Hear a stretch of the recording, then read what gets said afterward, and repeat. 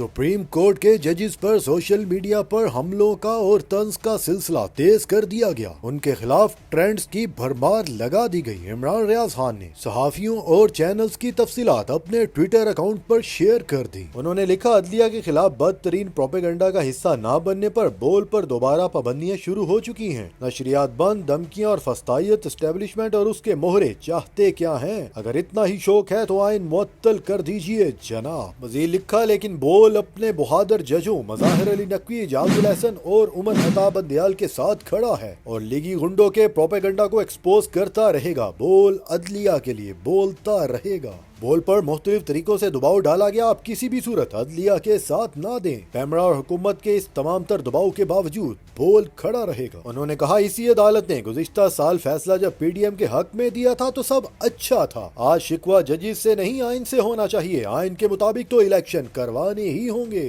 जजेस के खिलाफ ट्रेंड्स की और बाकी तस्वीर शेयर करते हुए लिखा, अदलिया के खिलाफ नून लीग की campaigns, conferences, social media campaigns, सहाफियों से ट्विटर पर ऑडियो लीक्स और फिर मीडिया कैंपेन्स। अब अपनी मर्जी के बेंच ना बनने पर शोर और फैसले को पहले से मुतनाज़ा बनाने की कैंपेन शुरू हो चुकी है। हामिद मीर को भी जा लिया और एक ट्वीट रीट्वीट किया जिसमें लिखा था, हामिद मीर साहब ने कहा है सुप्रीम कोर्ट का 9 रुकनी बेंच सियासी बेंच है। याद रहे हामिद मीर साहब का भाई आमिर मीर निगरान पंजाब हुकूमत में वजीर इत्तलात है। कुछ तो नमक हलाली जरूरी है। बात मुकम्मल की लिख दिया। इलेक्शन वाले बेंच को लेकर कुछ महसूस टीवी चैनल्स हर शाम मातम कर रहे हैं।